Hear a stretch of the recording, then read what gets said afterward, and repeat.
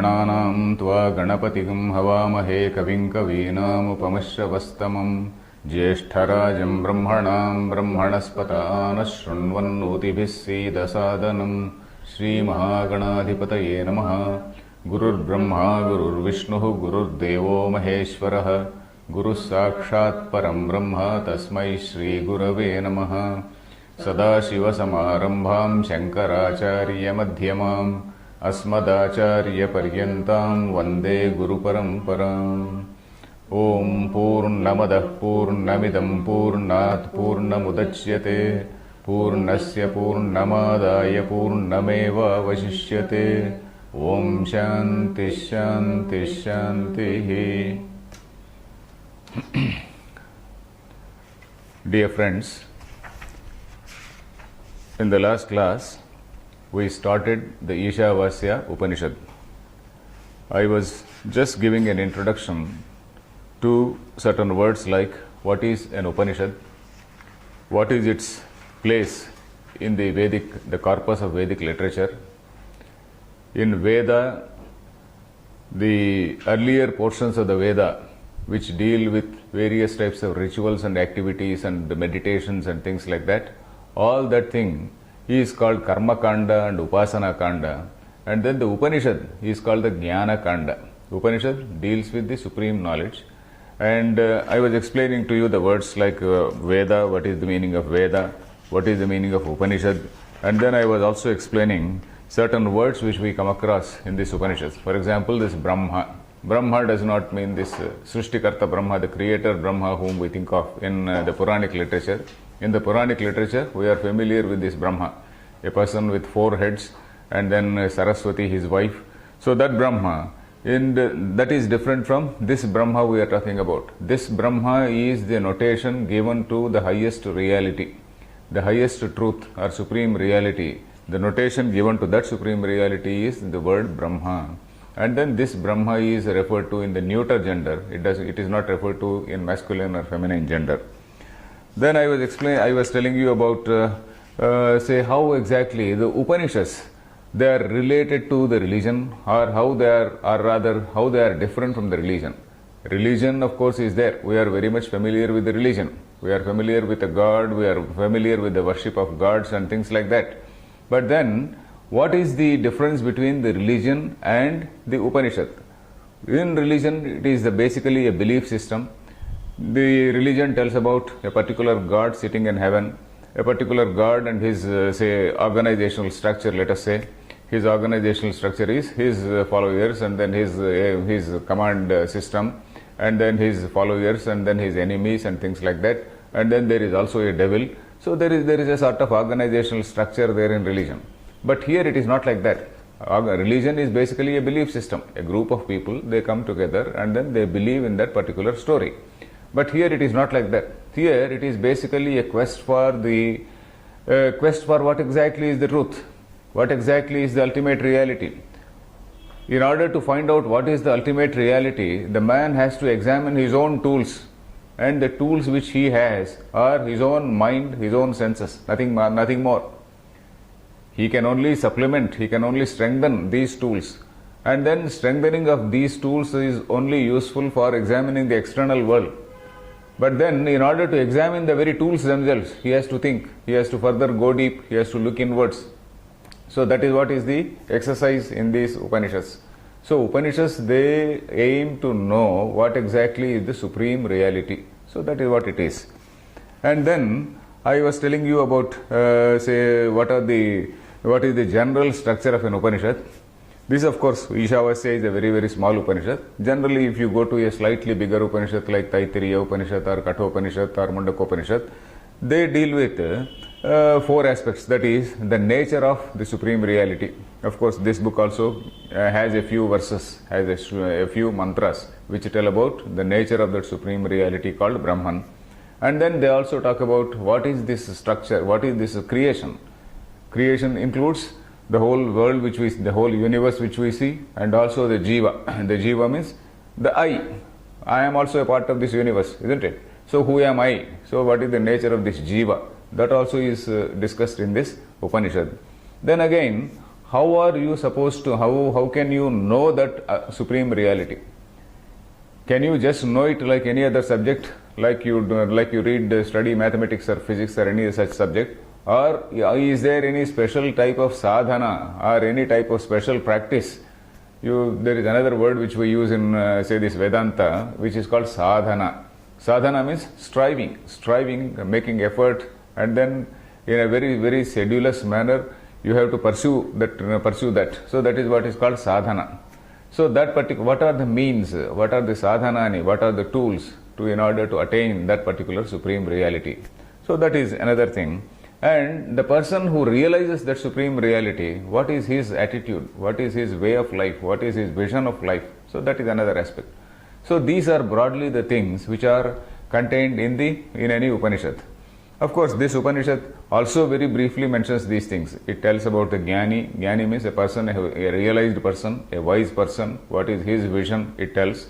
And then about the supreme reality, it tells. It also tells about the sadhana. So in a brief manner, this also tells.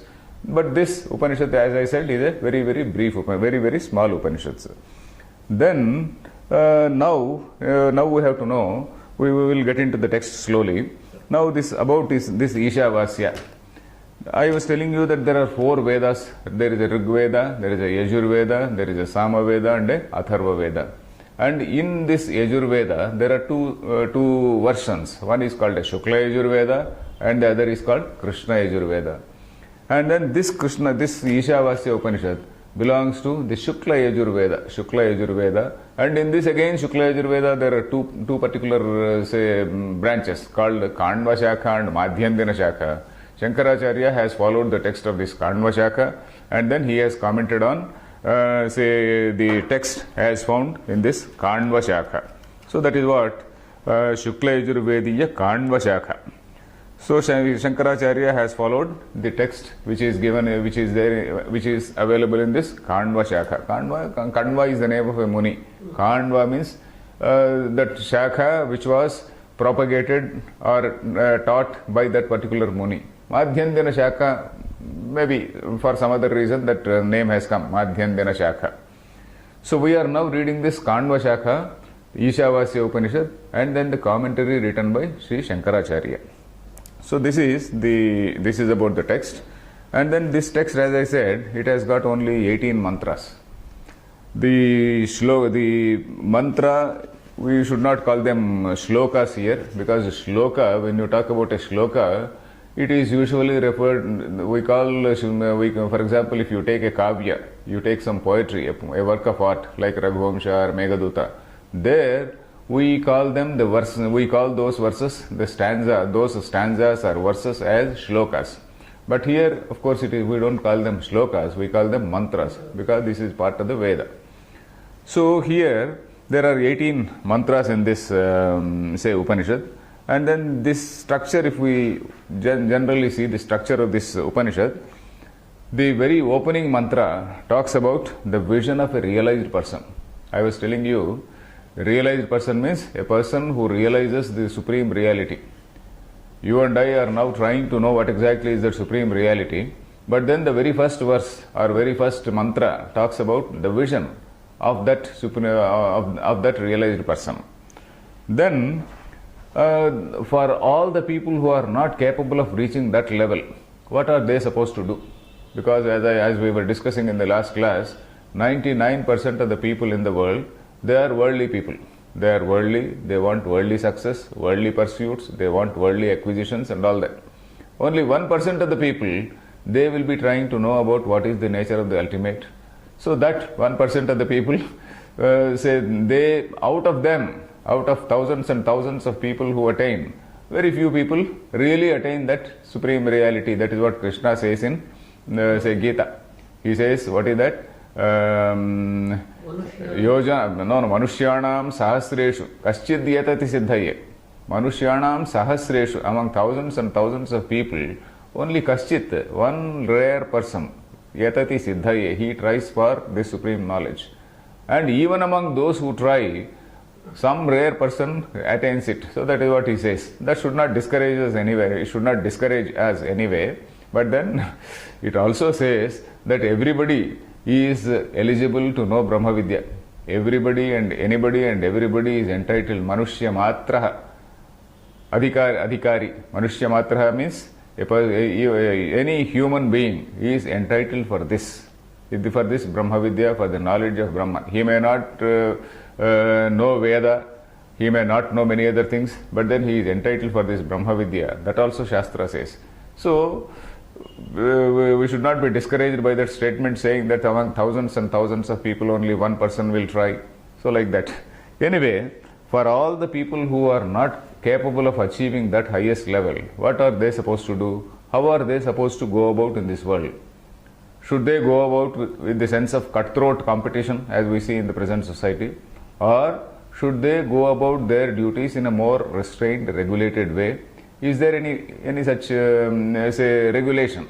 With what frame of mind, with what philosophy of action should they go about in their activities? So that is what is the second mantra. And then again, this Upanishad gives a few mantras about the nature of the Supreme Reality. There are 4 mantras which talk about the nature of the Supreme Reality. And then again, the rest of the mantras are only for the sadhana. Sadhana means the means. What are the means? How is a person expected to achieve that particular goal? That is by karma, by upasana. Upasana means meditation. By what type of right action and what type of meditation and what type of combination of this karma and upasana. And in the upasanas again, what type of upasana? There are higher level of upasanas and lower level of upasanas. So, initially it talks about a combination of action, a ritual. Action means a ritual. A ritualistic, for example, a yajna or something like that. And then combine it with a upasana also. Not merely a performance of a yajna for purpose of materialistic ends, but combine it with a upasana for a higher result. Then again it talks about the upasana itself. In the upasanas again, there are higher and lower levels. So how to combine those things? So those things again it tells. So then it tells about the ways how to purify the mind. Because the purification of mind is very, very essential. If you want to learn mathematics or physics, there is no need for purification of mind, for chitta shuddhi. But in order to know what is this Brahman, we need a pure mind. This is something which we have to understand. See, for understanding any particular science, one can be a criminal and he can be a master in electronics. The hackers and all these people, they may be criminals, but then they can master that particular subject. But this is something, the knowledge of the very self, the knowledge of the Supreme Reality. Unless you have that pure heart, that wisdom that thing that will not reveal itself to you.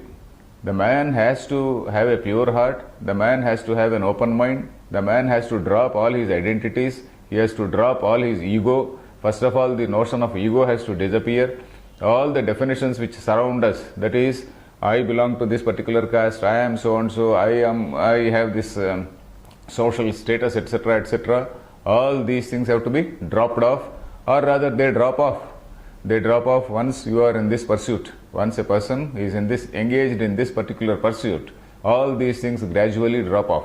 So that sort of slow purification of mind has to take place. So that also the Upanishad talks about. So that is what is the Upanishad. Now we will tell about, we will go to the text itself. And in the text, there is a first of all, there is a Shanti mantra. What is called a Shanti mantra? So let us read the Shanti mantra. In fact, we also told the Shanti mantra when we started the class. That Shanti mantra, let us read. Om Purnamadah Purnamidam Purnat Purnamudachyate Purnasya Purnamadaya Purnameva Vashishyate Om Shanti Shanti Shanti. So this particular mantra, it is also called an invocatory mantra. Invocation, you know the word invocation, invoking the gods. Here of course it is not God, there is no particular God in Vedanta. It only talks about the Supreme Reality, which is pure consciousness, as we were discussing yesterday, and that pure consciousness, you are also that pure consciousness alone. You are not different from that supreme pure consciousness which is infinite in nature. So naturally, in any Vedanta text, the prayer will not be about any god.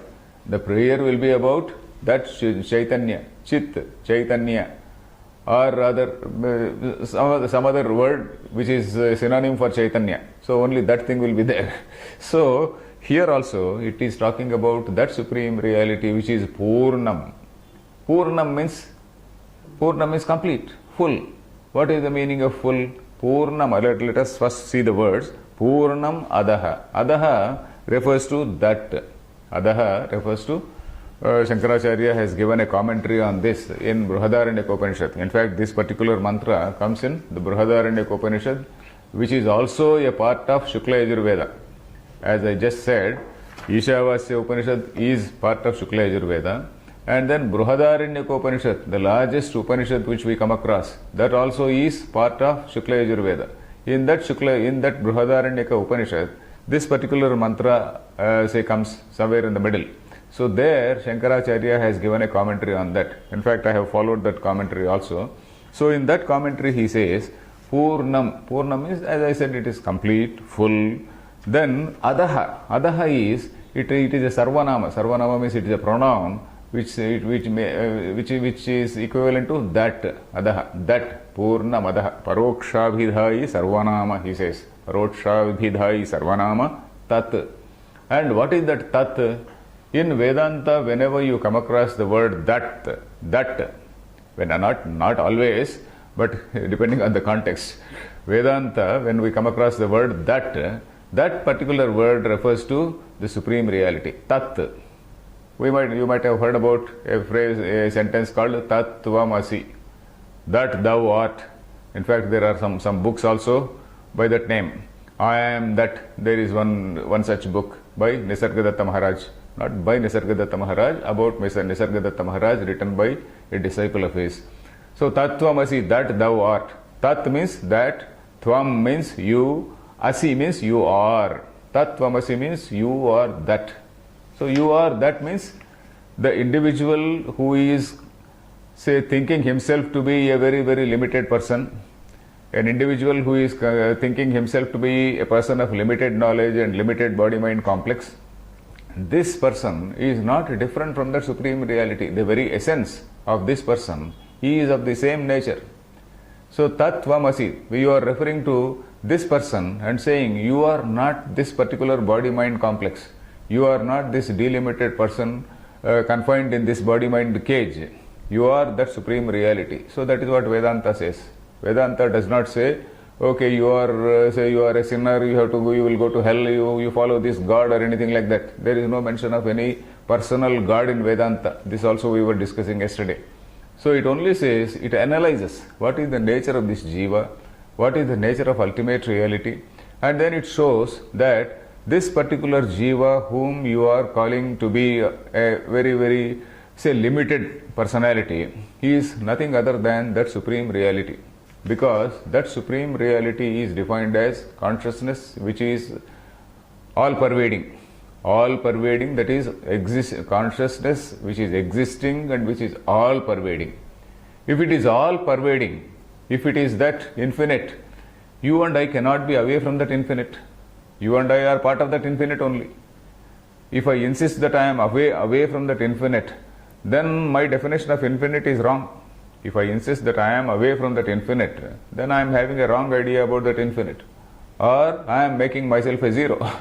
So if I insist that I am away from that infinite, I don't exist at all, because there is no such thing away from that infinite.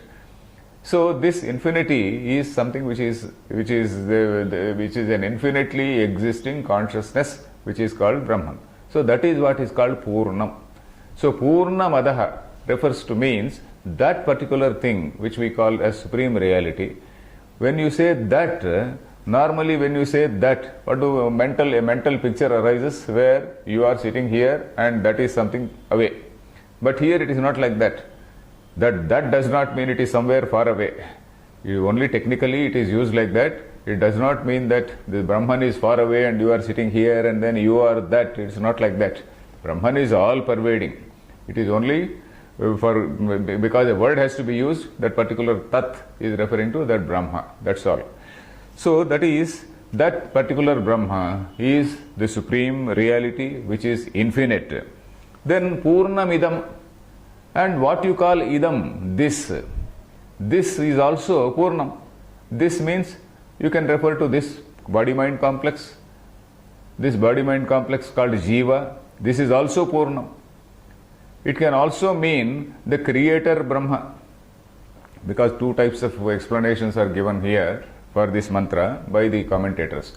One is the Jiva, or rather the creator Brahma.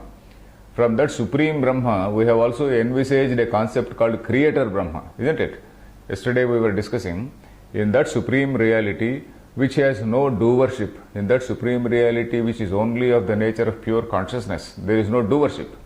So, but there is a creative power in that consciousness which is called Maya, otherwise called Prakriti. So, this Prakriti, which is also associated with that consciousness, it is called Ishvara. Ishvara again does not mean Ishvara who is the husband of Parvati, etc. Ishvara again is a very technical word. Technical word for the very first notion of I in that consciousness. In that ocean of consciousness, if you feel, if you just may visualize, or if you take the metaphor of a huge ocean. Ocean of course is huge. So if you take the metaphor of ocean, suppose there is a huge wave, and that huge wave, it is nothing different from ocean. Suppose that ocean, that wave suddenly gets a notion that notion, notion, I, that notion of I, then that particular thing can be called Ishvara. In that supreme ocean of consciousness, a particular notion of I which emerges because of this Maya, because of this creative power, so that is called Ishvara. And from that Ishvara, again how this Sattva, Rajas, Tamas, etc. come out, I will tell you gradually. So that particular Ishvara also can be referred to here, or rather the Jiva also, because the nature of Jiva is the same as that Ishvara, it is the same as that Supreme Brahman also. So Purna Midam means this also is real. I am not, my essential nature is not different from that. So right now it is enough, for the present it is enough if we know this. Gradually when we go, say, examining the description of this Brahman, then we will come across all these definitions. So Purna Midam, then Purnat Purnamudachyate. From that Purnam, from that infinite, say, Brahman, this Purnam is appearing, is emerging. Udachyate. Udachyate means emerges. So Shankaracharya uses the word Udgachyati. Udachyate, Udgachyati. It is Udgachyati means it emerges, it appears, it manifests. You can use any word. Then the second sentence is very important. That is, Purnasya Purnamadaya Purnameva avashishyate. Purnasya. We are now referring to this Purnam. Purnamadaha Purnamidam. This Purnam. So in this second word, second line, Purnasya, when you say Purnasya of Purnam, you are referring to this Purnam, that is my nature. Of my nature, Purnam Adaya, that is Purnatvam, having realized the Purnatvam of this thing. Once you realize that this also is not different from that supreme reality, so that is what it means. Once you realize that this particular, say, delimited being is not different from that supreme reality, then Purnameva avashishyate. Once you realize that, what all remains is, what all is seen is Purnam alone, nothing else. This Tattvamasi, as I said, as we were discussing, that thou art is the meaning of this particular mantra. So that thou art, you see, Purnasya Purnamadaya, I will read out Shankaracharya's lines. Purnasya, of this Jiva, or otherwise called Karya Brahma or Ishvara, Purnatvam Adaya, Atmaswarupaikarasattvam Apadya Vidyaya, by proper, say, study of scriptures, by proper study of, say, this, say, Vakyas like Tattvamasi, Aham Brahmasmi, etc., and properly understanding it in the presence of a Guru, then the person realizes, the seeker realizes that this particular delimited being is not different from that supreme reality. So that is what is the realization which dawns on him. So after that, Purnamadaya means having realized that, then what happens? Purnamadaya, having realized its fullness through knowledge, and then by negating all the notions of limitedness. This is also an important thing, because when will you realize your fullness? When you negate your notions of limitedness. And in fact, this negation is something which we see in, say, in most of the meditations. Suppose you go to any meditation class, particularly things like guided meditation. If you go to the guided meditation class, they will tell you how you have to sit, and then how you have to watch the mind, how you have to watch the body, how you have to see the five elements, the interplay of the five elements in the body. Five elements means Prithvi, Apas, Tejo, Vayu, Akasha, as we see. We see five elements in nature. That is, starting from space, air, fire, water and earth. Prithvi, Apas, Tejo, Vayu, Akasha. This is what we say, isn't it? So, and this body is not different from that. This body is made of these five elements only. This body is another form of these five elements only. What you say called microcosm is the same as macrocosm.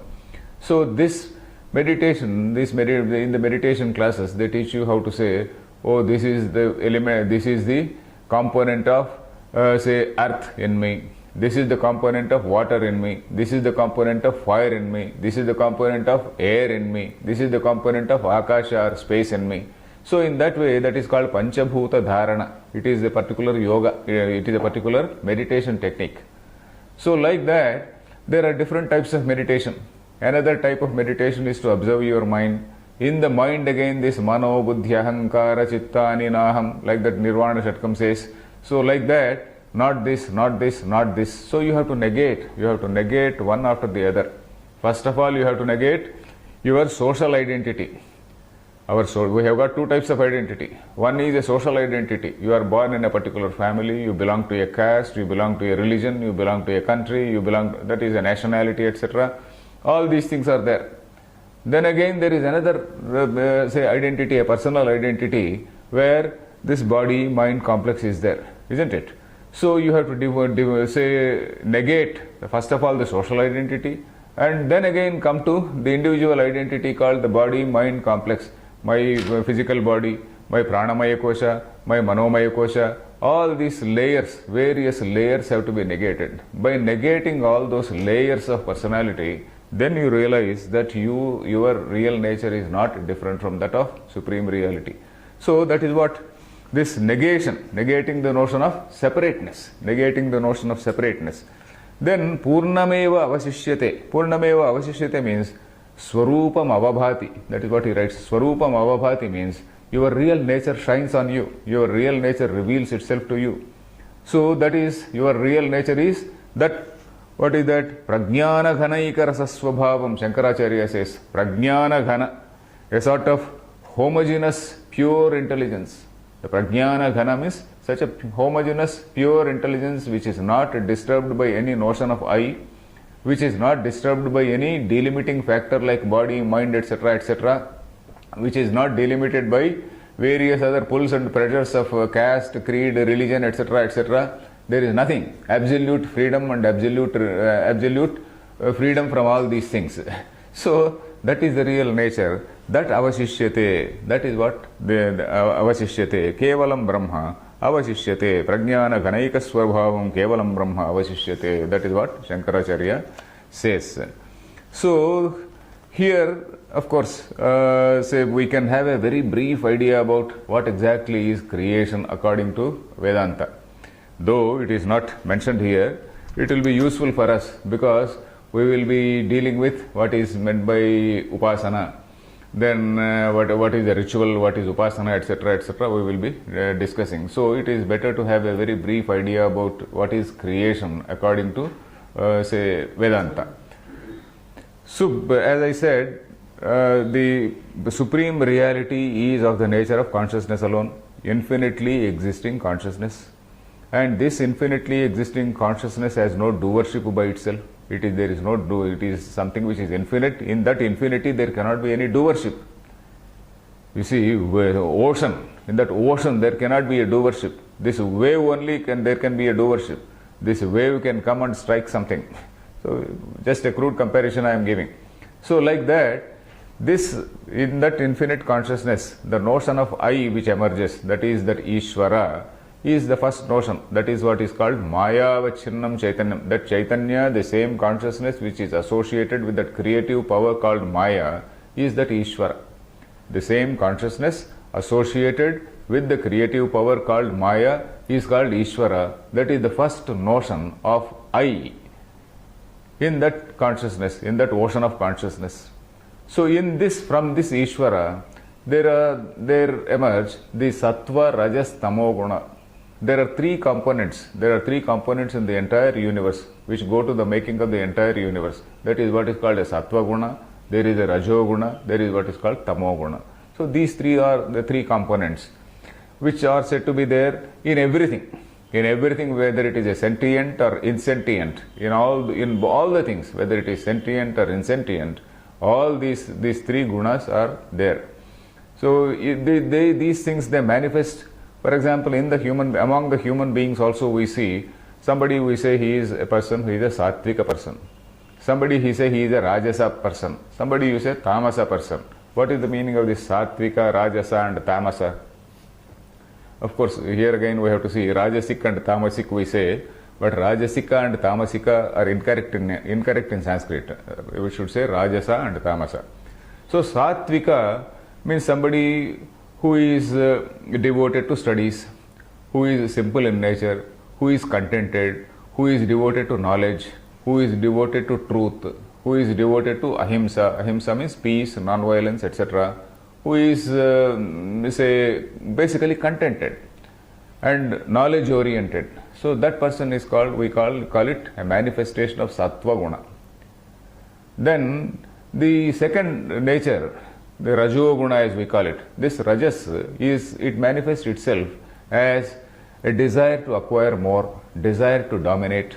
So this is the fashion in which it dominates.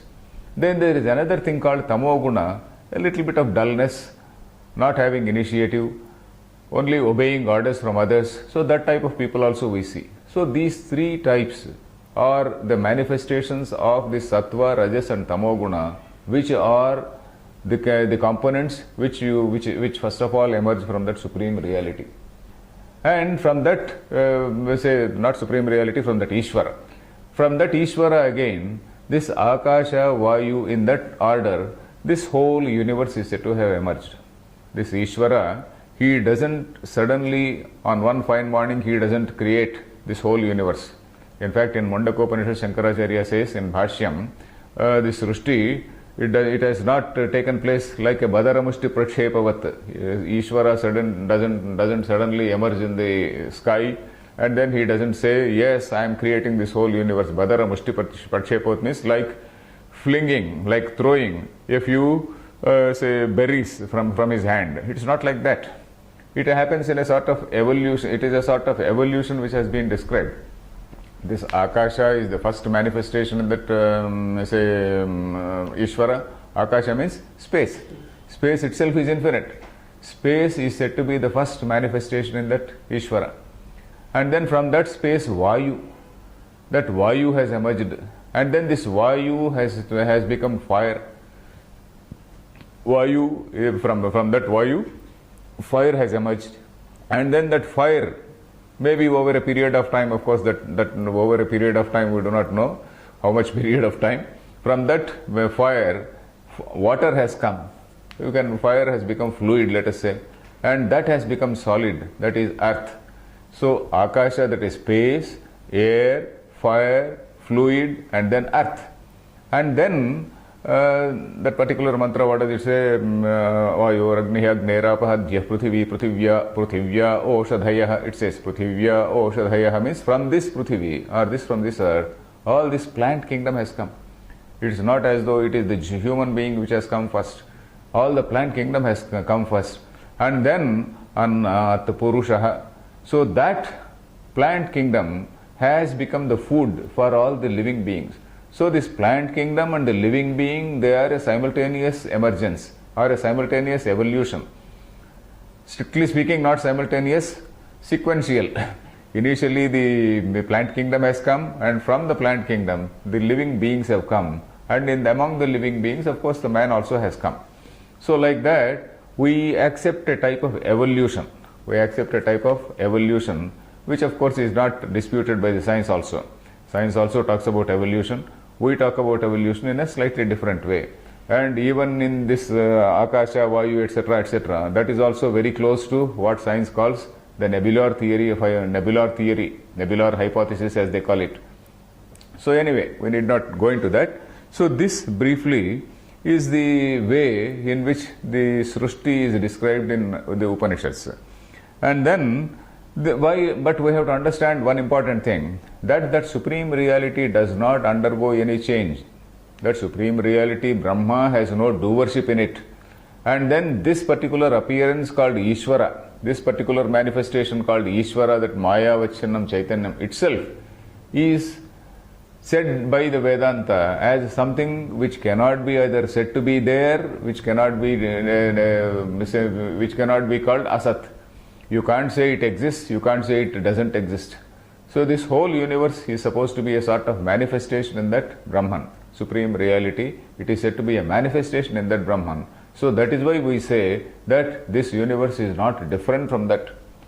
So another technical word which is used here is that Brahma, because we are seeing this world at an empirical level, at a very practical level, we are seeing this world. We are seeing our friends, enemies, all the types of people we are seeing.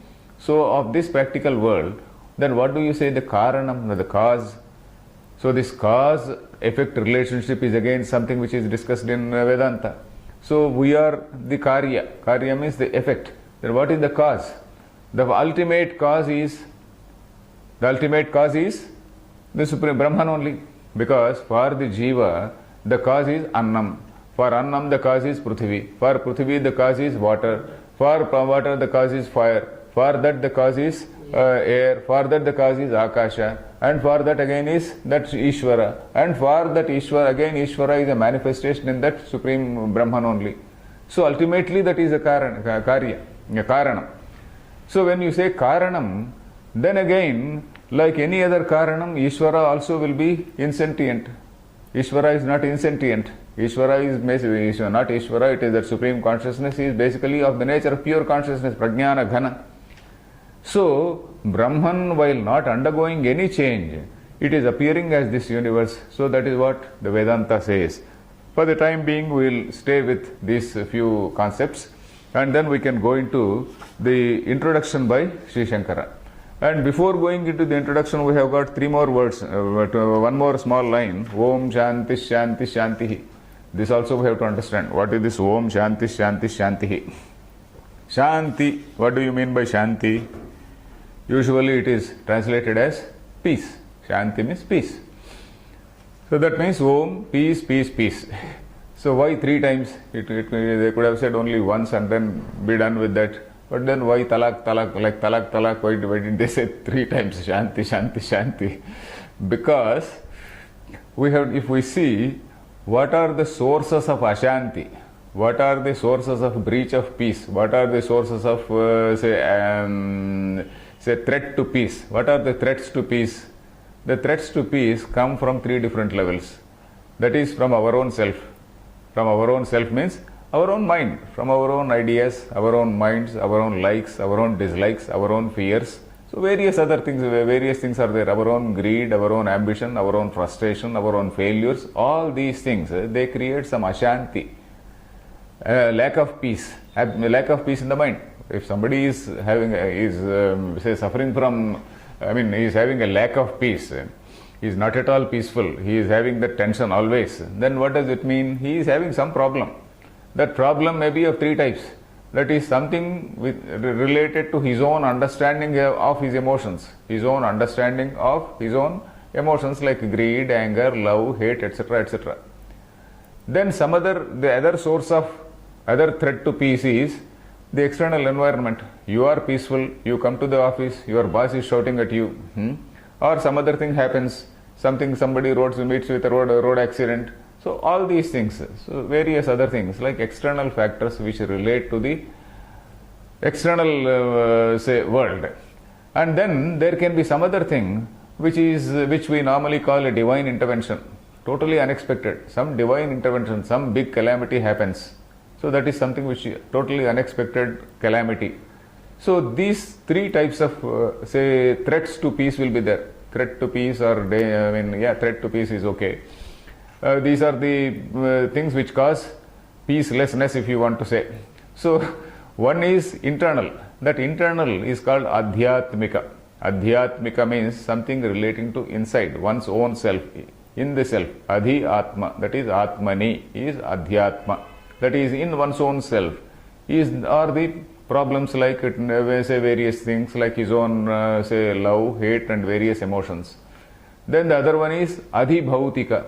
Adhibhautika means relating to bhautika, relating to the elements. Bhuta means element. Bhautika means relating to elements. Adhibhautika or adhibhautika means relating to the elements. Then adhidaiva. Adhidaiva means relating to divine.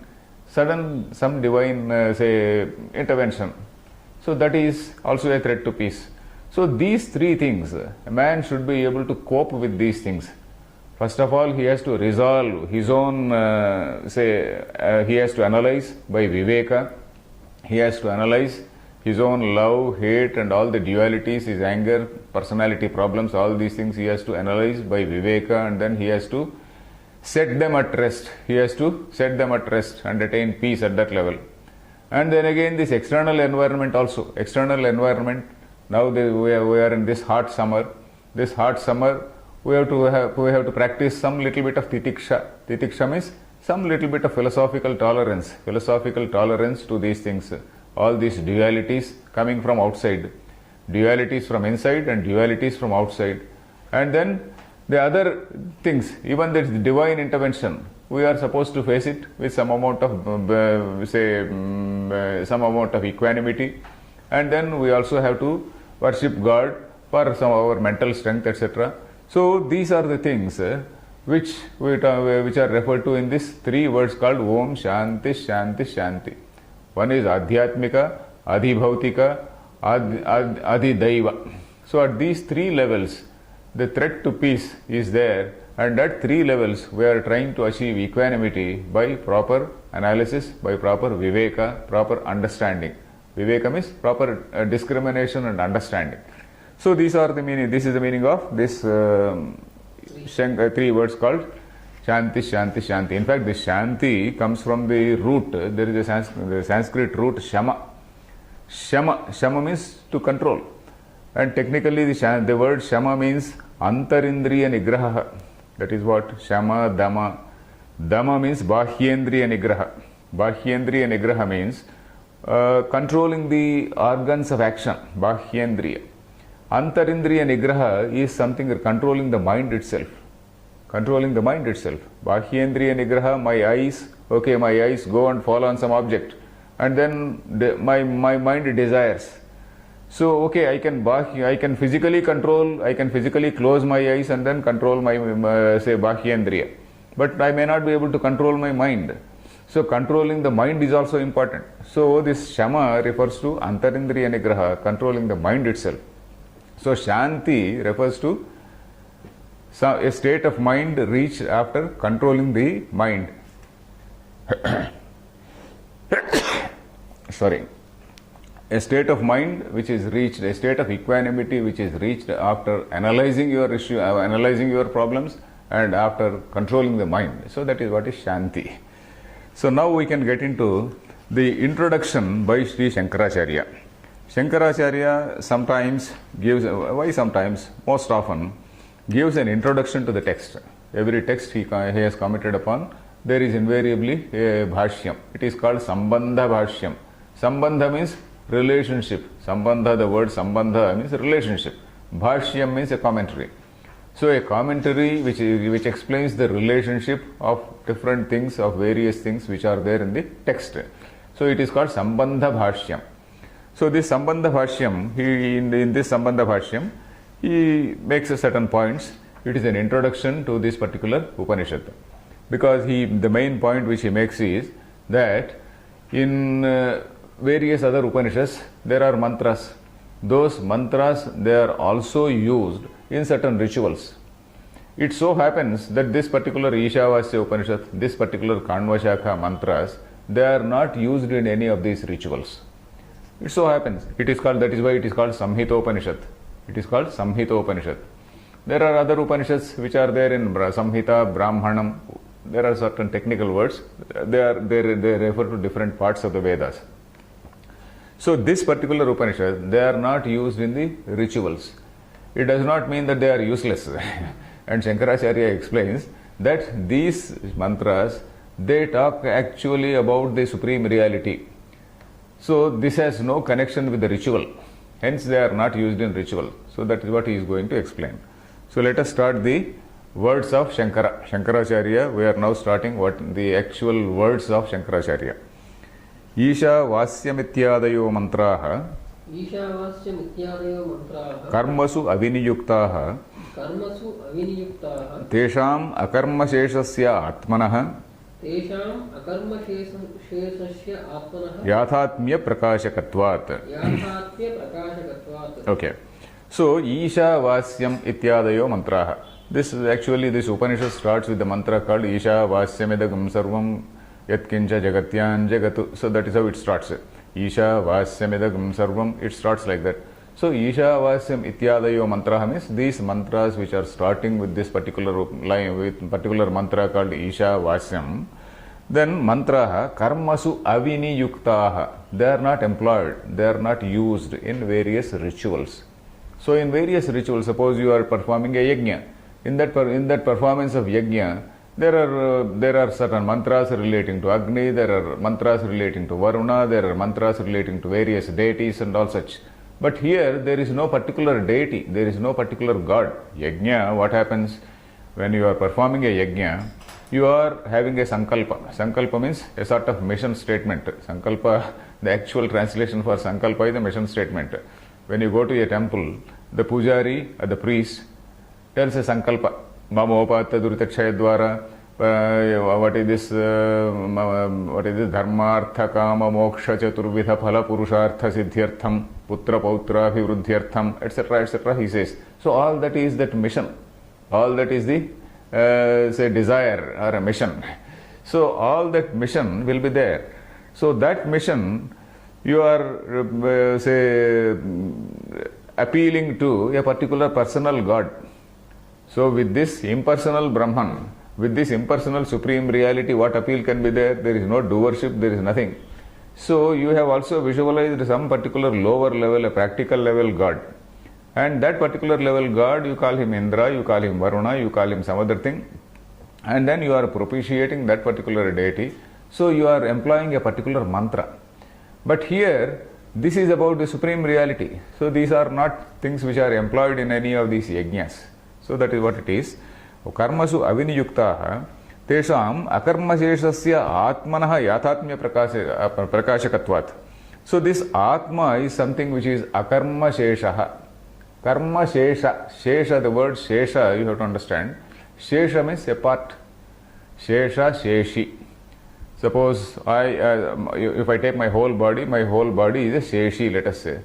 This my hand is a shesha. This is a limb. Shesha means a limb. Karma, it is a limb, a part of me. So karma shesha. Karma shesha means which is part of a karma. So Atma is not karma shesha. So that is why akarma sheshasya atmanaha, it says. Akarma sheshasya atmanaha is in Shashti Ekavachanam, isn't it? Yes. Atma, atmanaha. This Atma is something which is akarma shesha. That means it is not part of a ritual. So there used to be, in fact, in those days, there was, we can say, a sort of a little bit of ideological clash between two groups of people. One type insisting on these rituals. One group insisting on the importance of these rituals, and the other group not giving so much of emphasis on rituals and then trying to pursue knowledge. So Shankaracharya, he is supporting this particular group which is supporting knowledge, which is pursuing knowledge. He is critical of that particular group, karma jadaha, he says. That is the people who are pursuing that say what is that path of rituals and giving excessive importance to that rituals. So we come across Shankaracharya commenting on them rather harshly sometimes. So we come across such criticism by Shankaracharya, and those people karma jadah, they are also called Mimamsakaha. Mimamsa is one branch of say Indian philosophy. We have got 6 systems of Indian philosophy. 6 systems of Indian philosophy, not as told by Max Muller, but our traditional 6 systems. These traditional 6 systems which accept the supremacy or which accept the Vedas. There are 6 systems which accept the supremacy of the Vedas. So they are called the Astika Darshanas. Astika means those which accept the supremacy of the Vedas. So the first are Nyaya and Vaisheshika. Nyaya means logic. Vaisheshika also, again, it is just an extension of that logic only. Nyaya and Vaisheshika, they are called the sister philosophies. Then again, what is called Yoga and Sankhya. Sankhya, or rather Sankhya and Yoga. They are again sister philosophies because they have got very many things in common. And again, Purva Mimamsa and Uttara Mimamsa. Purva Mimamsa is advocated by Jaimini, Uttara Mimamsa by Badarayana. So, Purva Mimamsa and Uttara Mimamsa, these are again, they are called the twin philosophies or complementary philosophies. So, all these 6 systems, they are called Astika Darshanas. In addition to Astika Darshanas, we have got other Darshanas. We have got other schools of philosophy which do not accept the supremacy of the Veda. That is like Buddhism, Jainism, Charvaka. Charvaka are pure materialists. They are pure materialists of the lowest order. Buddhism, Jainism, of course, they have got very high philosophy. So Charvaka, sometimes they can go to a very, very low level also.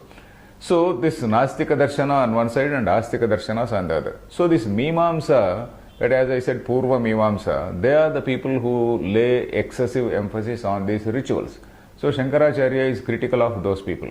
Because Mimamsaka people say that whatever is not employable or whatever is not useful for, say, a ritual, all that is, say, unnecessary. Amnayasya kriyarthatvad anarthakya matadarthanam. There is one Jaimini Sutra, a sort of formula of Jaimini, which says that all those which are not employed in this yajnas, they are of not any great consequence. So, but then Shankaracharya says, you may have that opinion, but it is not so. These are the mantras which tell about the reality, supreme reality. So, akarma seshasya atmanaha yathatmya prakashakatvat. Atmanaha yathatmyam. Yathatmyam means the real nature. Yatha vartate, yatha atma. Yathatmyam means the real nature. Yathatmya prakashakatvat. It is going to illustrate. It is going to elucidate. Prakashakam. Prakashakam means it throws light on. Prakasha literally means it throws light on the real nature of the Atma. So this is, and here of course we have come across a word called karma. Akarma sheshasya. When you say karma, what is the meaning of karma? We have to see that karma, when you say, it is a neutral word which refers to any activity. Any activity. Suppose I have come to this place, we are now talking, I have come to this place, I am sitting here. So my act of coming here in a vehicle is a karma. My act of going home is a karma. My act of eating is a karma. So all these things are karmas. But we are not referring to such karmas here. When we say karma in Vedanta class, it means to some of these prescribed the rituals which are prescribed in the Vedas. The prescribed rituals in the Vedas, it may be in the Vedas or it may be in the Smritis. I have used another word called Smriti. Veda is also called Shruti. Veda is called Shruti. Why? Because the Vedas were never written down in olden days. They came by Shruti Parampara. From teacher to student, teacher to student, teacher to student, in that Shruti Parampara it has come. So you go anywhere in the country, the Veda, the Rig Veda, if you say the same mantra, there may be some variation in pronunciation. But then in a particular area, the pronunciation is totally uniform. But mantra doesn't undergo any change. There may be some difference in pronunciation. Some Kashmiri pronounces in a particular way, South Indian pronounces in another way, but the mantra is same. So it has come down in a Shruti Parampara. Shruti means hearing. Shruti, Shravanam means hearing. So in that Shruti Parampara, in that tradition it has come. Then there is, basing on this particular thing called Shruti or Veda, the other thing is Smruti. Smruti means based on these Vedas, some other people like Manusmruti, Parashara Smruti, Shankalikita Smruti, we have got any number of Smrutis like that. Depending on the changes in time, the Smrutis have also been changing. Manusmruti was supposed to be the code of conduct which was there for Krita Yuga. Nowadays, so all these modern sociologists and all these people, they get hold of that Manusmruti and then they attribute all those sins to the modern Indian society and then they accuse us. But this Manusmruti was the code of conduct which was prescribed for some hundreds of thousands of years ago. According to our calculation of calendar, the Kali Yuga, the duration is 4,32,000. 4 lakh means 400,000 years. 432,000 years is the duration of the Kali Yuga. And the Dwapara Yuga was said to be twice that duration. The Treta Yuga was said to be thrice the duration. So like that, if you calculate the duration, it will come to hundreds and thousands of years. So Krita Yuga, this Manusmruti was meant for that particular age, not for this age. So that is why we have got so many Smrutis. And in these Smrutis also, there are certain rituals which are mentioned. So those rituals which are mentioned in the Shrutis and Smrutis, they are called the karma. So what are those rituals for? They are for attaining various results. You see, a human being, he is not content with what he has. A human being wants wealth, he wants prosperity. So he wants to perform he wants to do some puja, he wants to propitiate a particular god in a particular manner. There are certain mantras, there is a particular procedure, and if you do that procedure, you will attain wealth. Or some other thing, he wants to attain heaven, or he wants to conquer his enemy. There are so many desires of a human being, isn't it? So for all those desires, there are different types of, or somebody prays for rain, he has to do some kari reshti for good rain. So like that, there are various rituals which are mentioned. So those rituals are referred to here when you use the word karma. So these are this is one thing which we have to first of all understand. Here another word which has come another new word which has come is Atma. Tesham akarma sheshasya atmanaha yathatmya prakashakatvat. They are revealing or elucidating the real nature of Atma, it said. Then what is this Atma? We are coming across this word for the first time, isn't it? We have seen Brahma, we have seen the word Ishvara. Then what is this Atma? Atma means the self. Self means the self of you and me. The very first, appearance, the very first notion which we have is that I am. The very first, notion which anybody has is I am, I exist, I am. The very awareness of one's own existence, awareness of one's own intelligence, awareness of one's own consciousness. That is what is I am, isn't it? So only after that, then you realize that, okay, you are a father, you are a son, you are a husband, you are a wife, you may be anything else, you may be a Brahmin, you may be somebody else, you may be an Indian, you may be a Hindu, you may be a Christian, whatever it is. All these identities, they come later. But then I am is something which is there, that awareness of one's own consciousness, that is what is there. A conscious entity, I am a conscious entity. That I, that notion of I, that is what is called Atma. Atma means the self. And then the Upanishads are going to say that this Atma is the same as that Brahma. Atma is that, it is only that nature, it is of the nature of consciousness, and this consciousness is not different from that supreme consciousness, it is of the same nature. So that is what it is going to say. Akarma sheshasya atmanaha yathatmya prakashakatvat. Then the very next line says yathatmyam cha atmanaha